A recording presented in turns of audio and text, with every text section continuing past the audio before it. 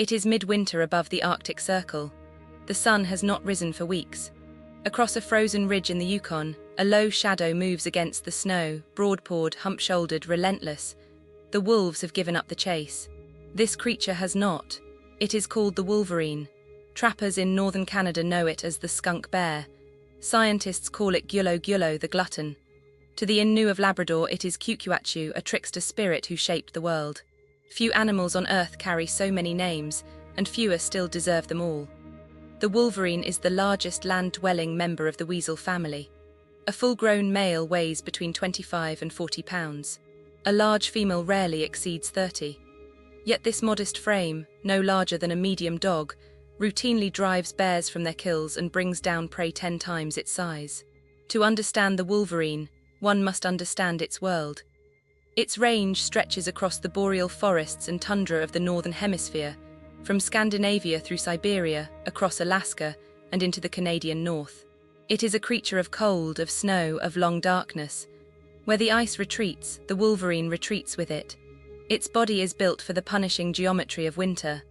Broad, snowshoe-like paws spread its weight across deep powder. Dense, oily fur sheds frost without absorbing moisture. Inuit hunters have prized that fur for centuries, lining the hoods of their parkas with it, because it alone refuses to ice over from human breath. The skull is short and powerful. The jaws carry a specialized upper molar rotated inward at 90 degrees, a tooth designed to crack frozen flesh and bone. Where wolves abandon a winter carcass too solid to chew, the wolverine simply begins. It eats what nothing else can eat. This appetite gave the animal its Latin name. Gyulo, the glutton twice over. Early naturalists, watching wolverines gorge themselves on caches of meat, believed the creature ate until it had to squeeze between 2 trees to make room for more. The legend was wrong. The hunger behind it was not. A wolverine's territory is vast beyond reason. A single male in Alaska may patrol a range of more than 240 square miles. A female, smaller and burdened with young, still claims 100. Within these borders, the wolverine travels constantly, covering 20 or 30 miles in a single day. It does not run so much as flow. The gait is a tireless, rolling lope, neither fast nor graceful, but utterly inexhaustible. Biologists tracking radio-collared wolverines have watched them climb mountains in winter that would defeat a trained human alpinist. One animal in Glacier National Park scaled a near-vertical face of nearly 5,000 feet in 90 minutes. What drives this endless motion is hunger and the demands of a frozen pantry. The wolverine is, above all, a scavenger of genius. It finds what others miss. It remembers where carcasses lie buried beneath the snow. It caches food in scattered hiding places, freezing meat into the permafrost for the lean months ahead. But it is also a hunter. In deep snow, the wolverine becomes a predator of moose and caribou many times its weight. Floating across the crust on those vast paws, it overtakes prey that flounders chest-deep beside it. The kill is swift, brutal, and astonishingly disproportionate. Pound for pound, no land carnivore strikes above its weight class so dramatically.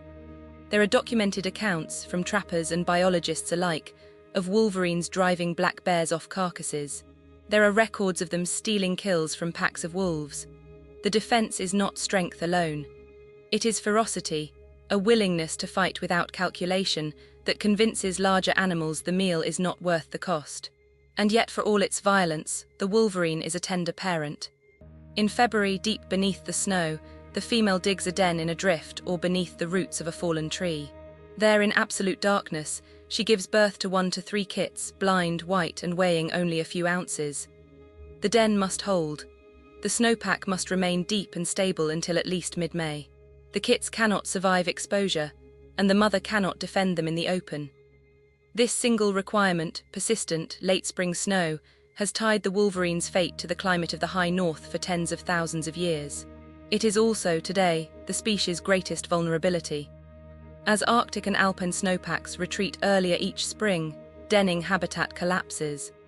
Studies published by the United States Geological Survey project significant losses of suitable wolverine habitat in the contiguous United States by the middle of this century. The skunk bear is a creature of winter, and winter itself is changing. The population numbers are sobering.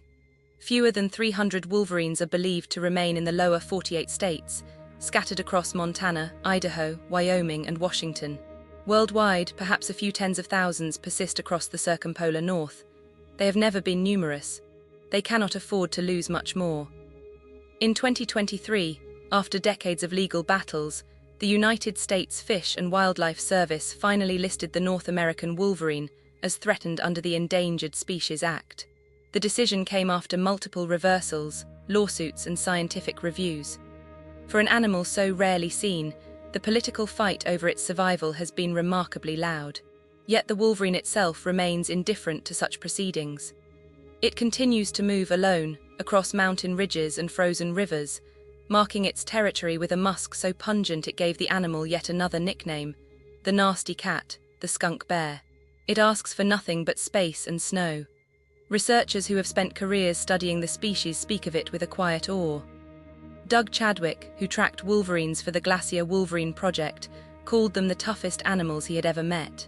Not the largest, not the most intelligent, the toughest, a creature that refuses under any circumstances to quit. And so the shadow moves on across a ridge that has not seen the sun in weeks. Behind it, the wolves have turned back.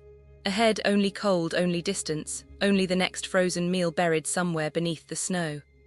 The skunk bear does not hurry. The skunk bear does not stop.